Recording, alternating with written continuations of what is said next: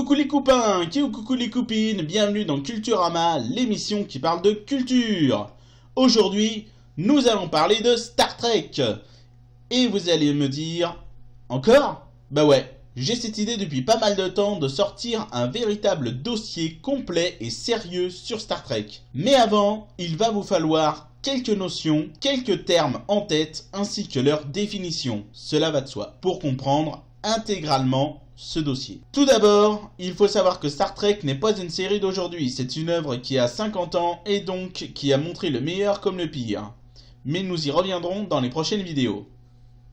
Comprenez bien que ce n'est pas parce que je vais parler de Star Trek pendant longtemps, notamment à cause de la série Star Trek Discovery, que ma chaîne est une chaîne sur Star Trek. Donc comme je l'ai dit dans ma précédente critique sur l'épisode 3 de Star Trek Discovery, le trekiste que je suis s'en va pour laisser la place aux fans de science-fiction que je suis. Mais le trekiste qui est en moi n'est pas encore parti et s'occupe de ces vidéos rétrospectives.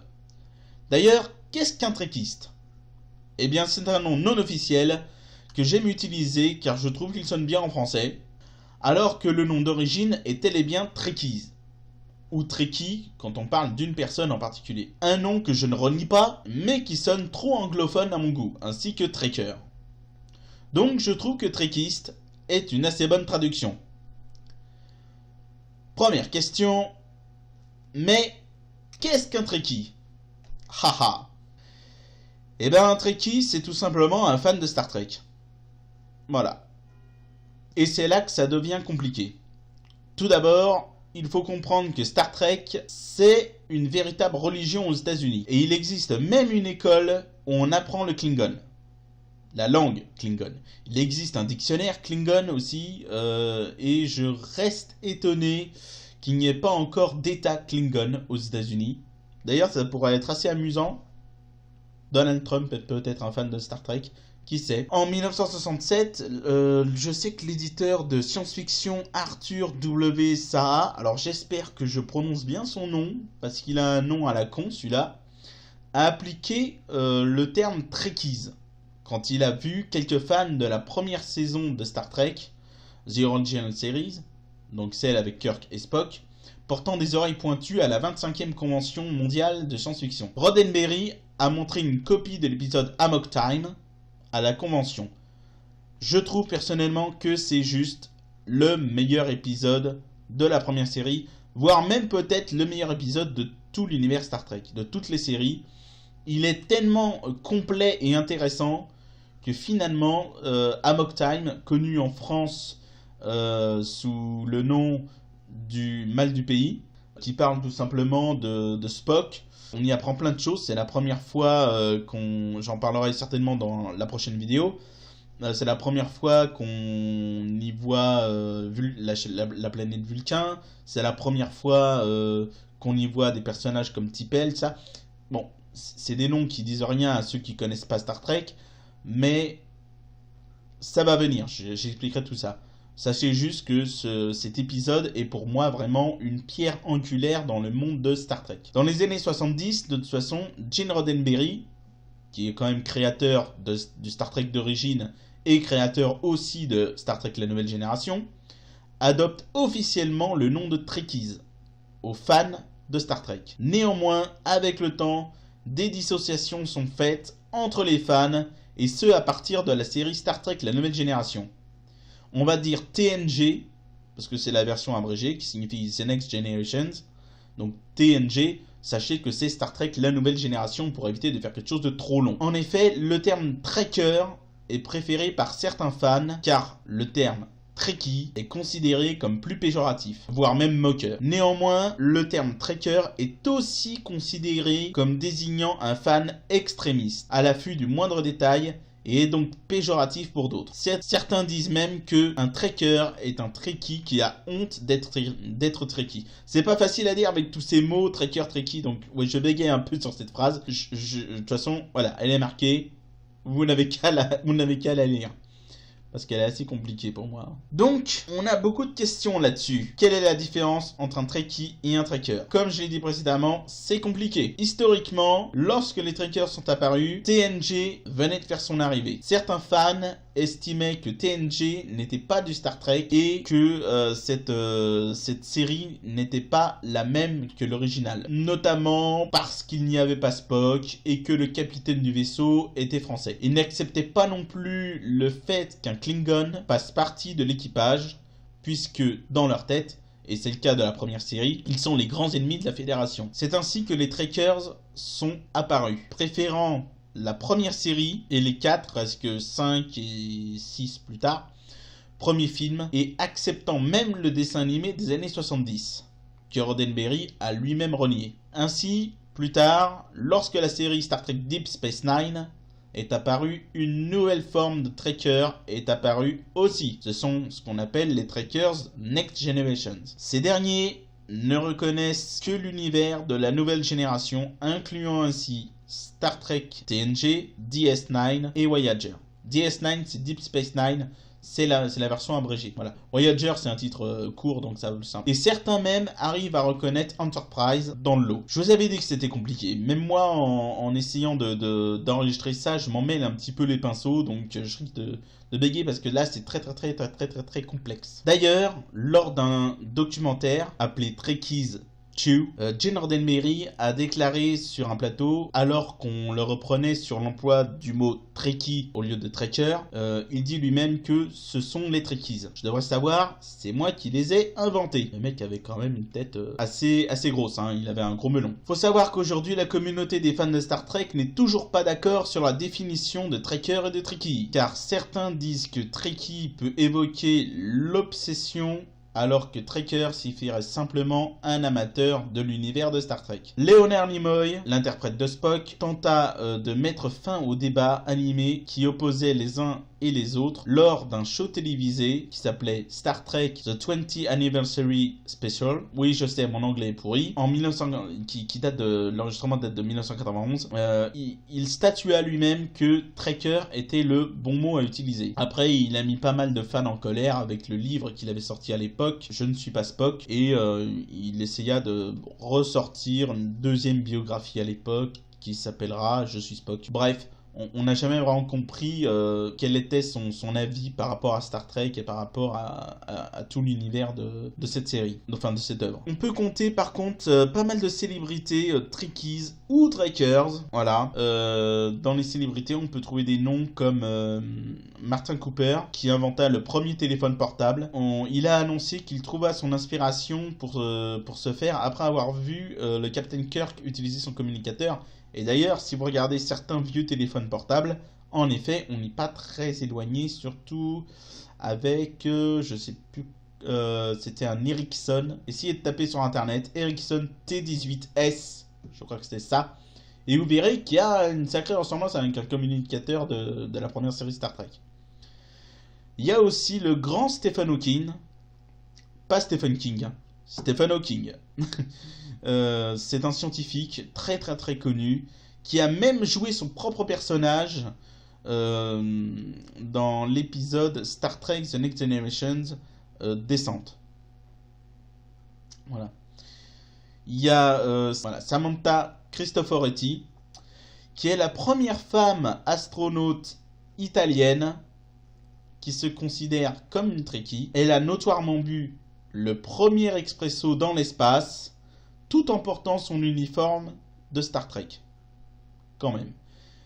Un nom que vous connaissez tous, Bill Gates, fondateur de Microsoft. Et une petite info, le premier ordinateur personnel du monde, l'Altair 8800, a été nommé d'après une galaxie fictive mentionnée dans Star Trek. Alors pour vous, Trekker ou Trekkie? Ou peut-être celui que je préfère, Trekkiste. Voilà. Pour moi, je trouve que c'est un nom qui existe vraiment et je trouve que c'est ce qui se rapproche le mieux et qui est le plus sympa d'ailleurs à l'écoute. En tout cas en France. Donc j'aime bien me dire que je suis Trekkiste. Mais j'accepte les deux autres aussi. Passons maintenant au deuxième terme. Fédération. Ah! Mais qu'est-ce que la Fédération? Alors, c'est un terme que vous allez entendre dans toutes les séries et films de Star Trek. Il désigne un gouvernement dont le nom complet est la Fédération des Planètes Unies. Ou si vous regardez la première série en VF, enfin, sachez qu'il n'y a pas de version vraie française, c'est une version québécoise, j'en parlerai plus tard, où on l'appelle la FI. FI, je pense, pour Fédération Intergalactique, ça n'a jamais vraiment été dit. Donc, la Fédération des Planètes Unies, qu'est-ce que c'est? C'est une alliance interstellaire qui a été fondée en 2161. Elle est d'abord conçue comme une alliance défensive, elle a rapidement évolué pour devenir un gouvernement interstellaire incontournable au sein des quadrants alpha et bêta. Nous parlerons des cartes stellaires un petit peu plus tard, ainsi donc des quadrants plus tard dans la vidéo, dans cette vidéo-là. Les membres fondateurs sont entre autres la Terre, Vulcain, Andoria et Tellar. Au 24e siècle, elle compte plus de 150 membres et s'étend sur 8000 années-lumière. Bon, ça c'est la définition de base de la Fédération. Une chose est sûre, elle a été fondée en 2161 à San Francisco, sur Terre. Peu de temps après la fin des guerres romuliennes. Les membres fondateurs de la nouvelle alliance furent donc la Terre, Vulcain, Andorre et Tellar, comme je l'ai dit précédemment. Une nouvelle agence de défense et d'exploration appelée Starfleet fut créée. Car oui, il faut bien comprendre que Starfleet est uniquement terrien à la base et a été créé avant la Fédération. Starfleet a été lancé pour être, on va dire, la nouvelle NASA. Voilà, une sorte de NASA internationale qui est là pour étudier les phénomènes spatiaux et éventuellement créer des vaisseaux pour aller dans l'espace. Pour ça, je vous propose d'aller dans la série Star Trek Enterprise. On apprend pas mal de choses sur Starfleet, en tout cas sur les débuts de Starfleet et sur la création plus tard de la Fédération. Donc normalement, cette nouvelle agence de Starfleet est composée de militaires de chaque monde membre, mais principalement de l'organisation terrienne du même nom. Bien qu'aucune date n'ait réellement été définie à l'écran, certains fans estiment que la date serait le 8 mai 2161. Alors pourquoi le 8 mai 2161? C'est vraiment un truc de fan, vous allez comprendre pourquoi. C'est une référence à la date de création de la Paramount.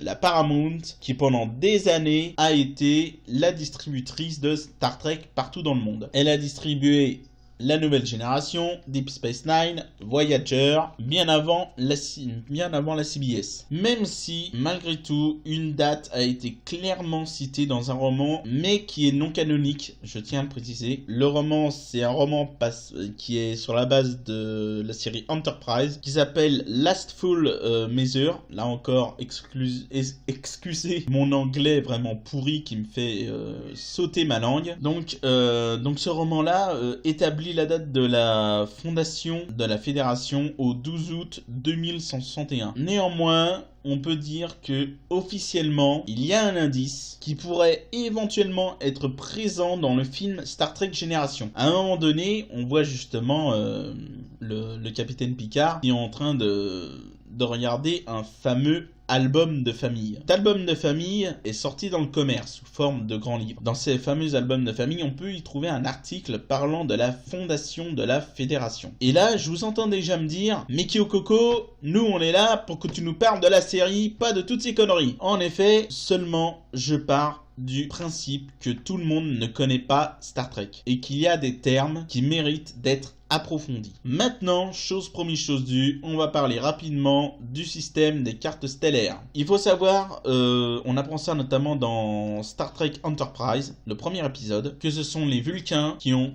cartographié notre galaxie telle qu'elle est dans Star Trek.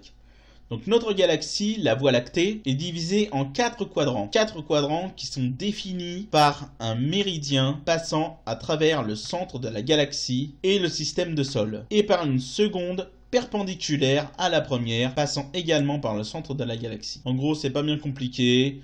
Vous avez la galaxie, elle est divisée en 4 parties, en 4 petits cubes. Enfin, cubes, carrés. Et maintenant, on va présenter rapidement les quadrants. Le premier, celui dont vous allez entendre parler très souvent dans Star Trek, le quadrant alpha. Il est composé de 6 alliances interstellaires. La Fédération des Planètes Unies, l'Union Cardassienne. Alors, ceux-là, attention, là je vais avoir du mal à prononcer, c'est pour ça que je vais mettre le nom. Les Tsenkens.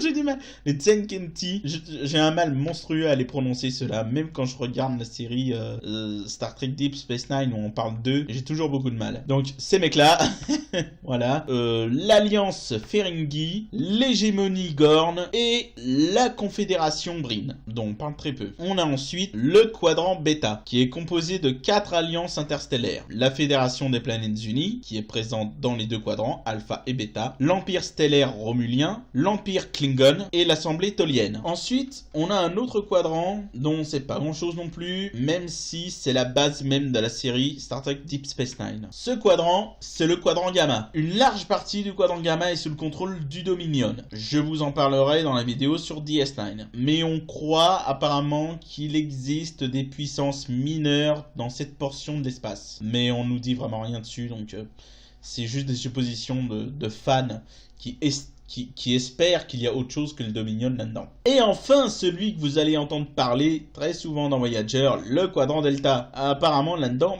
il n'y a pas d'alliance interstellaire dans le quadrant Delta.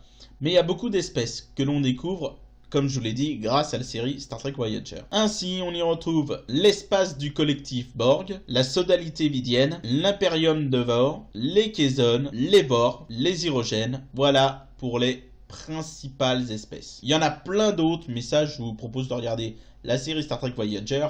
Et j'essaierai d'ailleurs d'en parler dans la vidéo sur Voyager. Comme vous l'avez remarqué, l'univers de Star Trek est assez vaste et je vais maintenant parler de la genèse de l'œuvre. En 1941, Gene Roddenberry entre dans l'armée américaine et devient aviateur, arrivant ainsi en pleine guerre mondiale, la deuxième. Précisément, pour ceux qui ne savent pas les dates. Durant cette époque, il a dû faire son travail et participer à de nombreux bombardements. Lorsque la guerre prit fin, celui-ci se retrouva en pleine dépression, estimant que ce qu'il avait fait à l'époque était la chose la plus horrible qu'il ait eu à faire, c'est-à-dire donner la mort. Quelques années plus tard, il devient pilote commercial pour la Pan American World Airways, très connu sous le nom de Pan Am. Quelque temps après, il quitta la Pan Am afin d'écrire pour la télévision à Los Angeles. Il retourna à ses premiers amours en entrant au département de la police de Los Angeles. Il y servit de 1949 à 1956, tout en essayant d'écrire des scénarios. D'ailleurs, il en avait écrit pour certaines séries, certains trucs. Il y en a une, par contre, j'ai pas le nom en tête, qui a... Ouais, il y a même un épisode qui a été récompensé. Comme je l'ai dit, avant Star Trek, Roddenberry avait écrit des scripts pour de nombreuses séries assez populaires dans les années 50. Et en 1964, il a l'idée de lancer une série de science-fiction pure qui différait des séries existantes, comme La Quatrième Dimension, Flash Gordon en 1954, et au-delà du réel, par le fait qu'elle utilisait les mêmes personnages tout au long des épisodes. Le titre de cette série, qui se veut un western spatial, est alors Caravane vers les étoiles. On est bien loin de Star Trek. Cette idée évolue vers un premier jet. Le vaisseau s'appelle alors l'USS Yorktown. Son capitaine est le capitaine Robert April. Ah merde, voilà. Je l'ai dit, ma prononciation anglaise est vraiment pourrie. Robert April, on va dire. Voilà, April O'Neil. Ça va dire des conneries. Et un membre d'équipage doit être rouge avec des oreilles pointues et un air démoniaque. Néanmoins, un petit tour sur le personnage de Robert April. Retenez bien ce nom parce qu'il va revenir plus tard dans Star Trek. Donc ce premier projet est proposé à la Metro-Goldwyn-Mayer et à la CBS qui vont toutes les deux le refuser. C'est finalement la NBC qui l'accepte et débloque 500 000 $ pour tourner un pilote. Donc c'est un support minimal de la part de NBC. Pendant cette recherche, Gene Roddenberry modifie quelque peu le contexte. Le vaisseau devient l'USS Constitution, nom qui sera d'ailleurs gardé pour désigner la classe du vaisseau. Puis l'Enterprise. Son capitaine change également de nom, devenant ainsi Christopher Pike. Dans cet équipage, le premier officier est une femme, interprétée à l'époque par Majel Barrett, future femme de Gene Roddenberry. Il y a également un extraterrestre aux oreilles pointues mais qui n'est pas rouge. Après plusieurs réunions, 3 histoires en ressortent. The Cage, Where No Man Has Gone Before, encore un accent tout pourri, et Woman. Sachez que les 3 seront quand même tournés. L'épisode pilote choisi par NBC est La Cage. L'épisode est donc alors tourner. La maison de production Desilu fait alors appel à Robert Butler, connu depuis pour avoir réalisé quelques épisodes de la série Batman de 66, quelques épisodes de L'Homme de Fer, d'Hawaii Police d'État, ou même encore de Columbo. Ainsi, Butler et Roddenberry choisissent Jeffrey Hunter pour jouer le rôle du capitaine Christopher Pike. Susan Oliver sera dans le rôle de Vina, Majel Barrett pour numéro 1, Leonard Nimoy pour Monsieur Spock, et John Hoyt pour le Dr. Boyce. Mais avant de parler de l'épisode, il faut bien comprendre que cette histoire se passe dans la même période que Discovery. Aussi, regardez juste ces deux images et vous allez mieux comprendre le problème d'incohérence que je souligne dans les deux vidéos qui parlent de Discovery.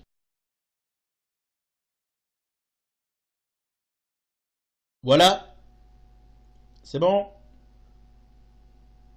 J'ai rien contre le fait de faire des vaisseaux un peu moins cubiques à l'intérieur, de les rendre, j'ai envie de dire, un peu plus dynamiques, un peu plus aérodynamiques, voilà, c'est le mot que je cherchais, de les rendre plus modernes, voilà. Mais franchement, cette passerelle géante, on n'est pas sur Deep Space Nine, les mecs. On est carrément à l'opposé du truc. Même, la passerelle de l'Enterprise de la nouvelle génération n'est pas aussi grande. Les mecs, sérieux, là, vous nous avez fait une station spatiale. C'est pas possible.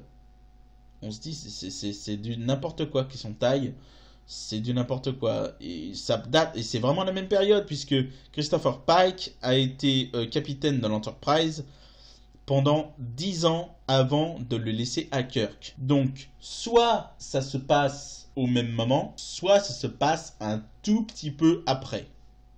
De toute façon, c'est totalement incohérent dans le visuel. Esthétiquement parlant, c'est pas logique. C'est très beau, mais c'est pas logique. Donc maintenant, on va parler de l'épisode. Je vais essayer de spoiler un minimum pour ceux qui ne l'auraient pas encore vu. Donc, on y va. Un signal radio de détresse d'un type primitif émanant de ce qui paraît être un vaisseau scientifique disparu depuis 18 ans auparavant aurait dû, dans des circonstances normales, inciter le capitaine Pike à modifier sa route pour enquêter. Mais celui-ci est en proie à de grandes difficultés psychologiques. Il ne se pardonne pas la perte de 3 membres d'équipage sur Rigel 7 et confie au docteur Boyce, le médecin de bord, qu'il envisage de démissionner de Starfleet pour retrouver les vertes prairies de sa ville natale sur Terre. À la tête d'un vaisseau un petit peu endommagé et d'un équipage en sous-effectif, Christopher Pike se soucie uniquement de ramener l'Enterprise à la base stellaire de la colonie de Vega. Toutefois, son officier scientifique, Spock, indique qu'il pourrait y avoir des survivants du vaisseau Columbia sur la planète Talos 4. Pike fait alors abstraction de ses préoccupations personnelles et se dirige vers cette planète qui n'a pas encore été explorée. Téléporté avec quelques membres d'équipage sur Talos 4, Pike y découvre un groupe de vieillards. Leur chef, le docteur Haas, confirme qu'ils viennent bien du Columbia jadis accidenté. Puis il présente Pike à une jeune et belle survivante appelée Vina. Celle-ci propose de révéler leur secret, entre guillemets, et entraîne Christopher Pike à l'écart du groupe. Cependant, toute la scène est observée sur un écran par un groupe de Talosiens installés sous la surface de la planète. Ils semblent s'intéresser de très près au capitaine. Tout à coup, Vina disparaît, ainsi que les autres survivants. Pike est assommé par un gaz et sombre dans l'inconscience. Transporté vers les profondeurs de la planète, il se réveille pour découvrir les Talosiens. Emprisonnés dans une cage transparente, il commence à comprendre la teneur de ces étranges événements. Il se rend compte que les Talosiens possèdent un pouvoir de télépathie qui lit dans ses pensées. Il perçoit aussi qu'une grande part de ce qu'il vient de vivre n'est rien de plus qu'une illusion fort élaborée créée pour l'amener à s'accoupler avec Vina. Ce, afin de donner naissance à une nouvelle race d'humanoïdes asservis. J'aime considérer cet épisode comme étant l'un des meilleurs de la série classique avec Amok Time, le premier épisode de la saison 2. On y découvre une histoire fascinante où les méchants ne sont pas automatiquement ceux que l'on croit. L'épisode se laisse suivre avec un immense plaisir et nous amène vers l'inconnu et l'au-delà. Beaucoup de choses ne sont pas encore en place. Ainsi, c'est l'un des seuls épisodes où l'on voit Spock sourire. Et rien que pour ça, ça vaut le coup de regarder. L'idée de ne pas voir automatiquement la différence entre la réalité et l'illusion prouve à quel point notre esprit est fragile et peut nous jouer des tours. En un sens, on pourra même trouver cet épisode attendrissant. On ne peut vraiment qu'avoir de la peine pour le personnage de Vina. D'ailleurs, la relation entre les deux personnages est vraiment intéressante. Pike peut avoir l'air d'être un homme sans cœur et très agressif au premier abord, voire même macho, mais en suivant l'épisode, on remarque qu'il s'attendrit au contact de Vina. Mieux, il est peut-être même amoureux d'elle. Mais toute la question qu'on se pose durant l'épisode est: Vina existe-t-elle vraiment? Et si elle existe, est-elle réellement présente auprès de lui? C'est tout simplement un superbe épisode sur le contrôle mental. Une fois l'épisode tourné et projeté, les dirigeants le trouvent trop intellectuel, trop cérébral. Car, bien évidemment, à l'époque, ce sont les enfants qui regardent la science-fiction. C'est véridique ce que je vous dis. Toutes les œuvres de science-fiction, globalement, étaient destinées aux enfants. Et ce n'est pas destiné à un public d'adultes. Les enfants seraient-ils... Il faut se poser cette question. Est-ce que les enfants seraient trop bêtes pour avoir un épisode qui fait réfléchir? Ainsi, les dirigeants demandent des modifications importantes des personnages. Il est hors de question qu'un vaisseau ait une femme comme premier officier, sachant quand même que des femmes étaient aussi dans l'équipe de visionnage. Elles ont estimé qu'une femme n'a pas à commander des hommes et qu'elle n'avait pas à avoir une place aussi importante. Au pire, elle pouvait être la secrétaire ou la femme ou... voilà. Une femme était là pour accommoder les chaussettes. C'était un petit peu l'esprit de l'époque. Que ce soit des hommes ou des femmes. Et il est également hors de question de garder cet extraterrestre bizarroïde, c'est-à-dire Spock. Gene Roddenberry accepte néanmoins un compromis. Il remanie la hiérarchie, mais il garde le Vulcain. Il change également le capitaine du vaisseau. À la suite de différends avec l'acteur Jeffrey Hunter, le capitaine Christopher Pike. Le capitaine devient donc James T. Kirk, qui au tout départ, dans le premier épisode qui était tourné avec ce capitaine-là, donc avec William Shatner, est appelé James R. Kirk. C'est une petite incohérence qu'on voit dans l'épisode. Là, voilà. Voilà. Donc il y a même des fans qui estiment que, comme ce sont deux potes, ce serait une blague, mais je trouve que c'est un petit peu poussé. Disons tout simplement qu'à l'époque, ils n'avaient pas décidé que son deuxième prénom serait Tiberius. Mais je sais pas, peut-être Robert. James Robert Kirk ou James Roger Kirk. Voilà, un nom en R. Donc, comme je l'ai dit, James T. Kirk est joué par un acteur presque inconnu à l'époque, puisqu'il a quand même joué 2 fois dans des épisodes de la 4e dimension. C'est Monsieur William Shatner, ou Bill Shatner, ou Bill Shatner pour ceux qui sont vraiment ses grands potes. Comme moi, c'est pas mon cas, il restera William. Chose très rare dans le milieu, un second pilote fut tourné, intitulé Where No Man Has Gone Before, en français, Où l'homme dépasse l'homme. Il est tourné en juillet 1965, après le rejet du premier pilote. L'épisode coûta à produire 300 000 $, soit moitié moins que La Cage, dont il recyclait les décors et accessoires. Le titre original de l'épisode est Where No Man Has Gone Before, qui se traduit en français par Où nul homme n'est allé avant. Voilà, en gros c'est ça. Plusieurs scripts sont alors produits en remplacement du pilote. Gene Roddenberry s'occupa de celui qui deviendra Nous, le peuple, un épisode de la seconde saison, et le scénariste Stephen Kandel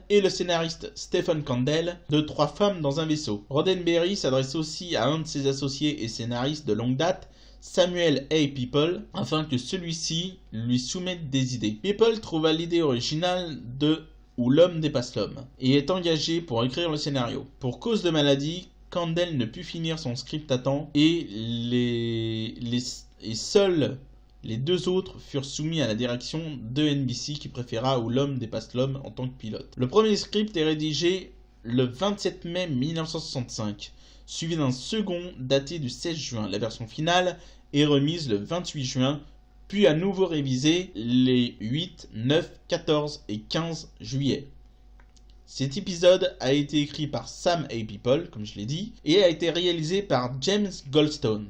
Au casting, on y retrouve donc William Shatner dans le rôle du capitaine James T. Kirk, Leonard Nimoy qui rempile pour le rôle du Vulcain Spock, qui entre-temps est devenu officier en second, donc numéro 1, James Doohan dans le rôle de Montgomery Scott, Gary Lockwood pour le lieutenant-commandeur Gary Mitchell, Sally Kellerman pour le rôle du docteur Elizabeth Denner, là c'est la psychiatre du vaisseau, ou conseiller comme on dira plus tard, Paul Fix pour le rôle du docteur Piper, c'est le médecin de bord, et George Takei dans le rôle d'Hikaru Sulu, même s'il n'apparaît que très peu à l'écran. Alors maintenant, on va passer à l'histoire. L'Enterprise récupère l'enregistreur de vol du SS Valiant, et Spock se charge d'analyser les données en mémoire.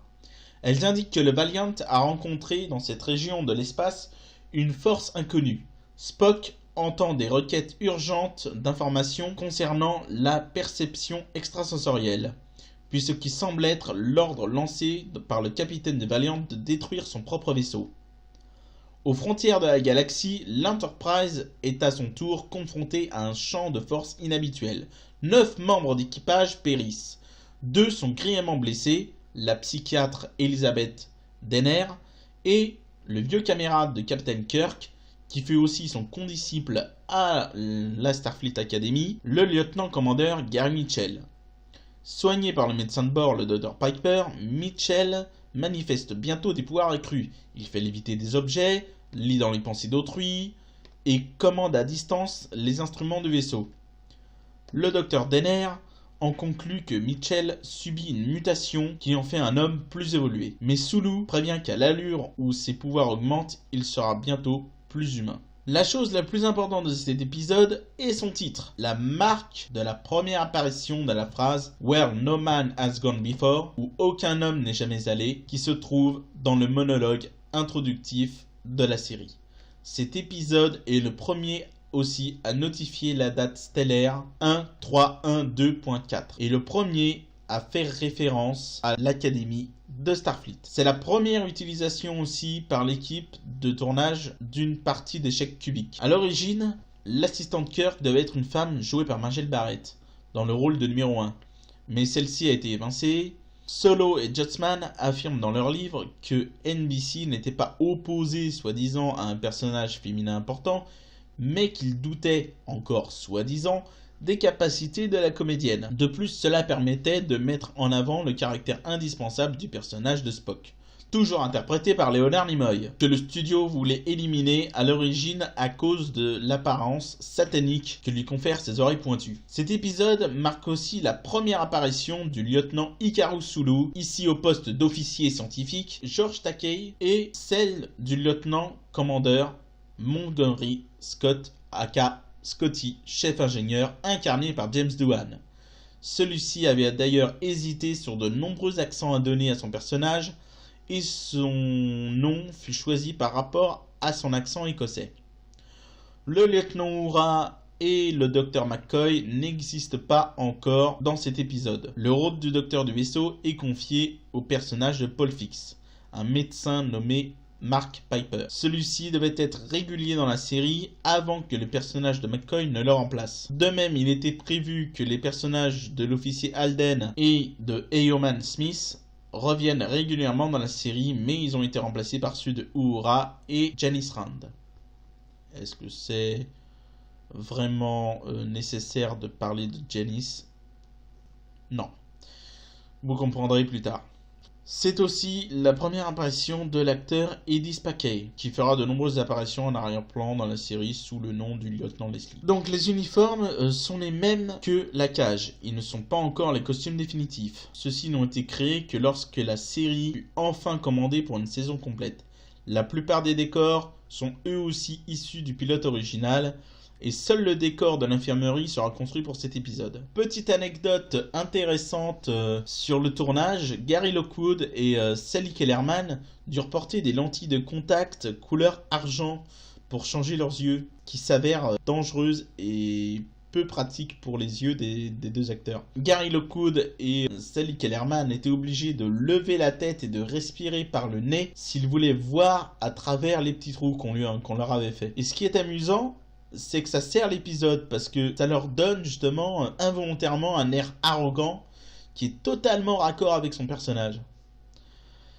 Donc nous sommes à la fin du mois de janvier 1966. Roddenberry présente aux exécutifs de la NBC un montage de l'épisode sensiblement différent de celui qui sera finalement diffusé, avec une présentation de la mission de la série plus approfondie.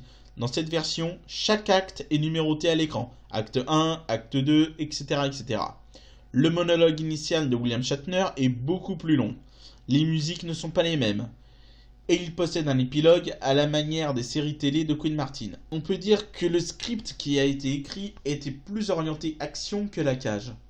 Le résultat plaît à NBC qui donne le feu vert en février 1966 pour la poursuite de la série Star Trek. En 1988, fait intéressant, Roddenberry affirmera que c'est le combat entre Kirk et Mitchell à coups de poing en fin d'épisode qui gagna la confiance des exécutifs. Alors que La Cage durait environ 63 minutes, Où l'homme dépasse l'homme durait 55 minutes, et certaines scènes furent supprimées afin d'atteindre la longueur maximale de 50 minutes pour créer ce qu'on appelle la version 02B. 02 pour le numéro de l'épisode, B pour la version de l'épisode. Apparemment, les studios ne gardèrent pas la trace du premier montage qui fut considéré pendant très longtemps comme perdu, malgré les demandes des fans lors des conventions. C'est alors une première saison de 28 épisodes supplémentaires qui a été commandée. Star Trek était lancé, et les changements qui allaient être apportés aussi. Mais ça, c'est pour la prochaine vidéo. En attendant, moi, je vous dis à la prochaine pour la critique de l'épisode 4 de Discovery. Soyez présents et à ciao dans l'espace.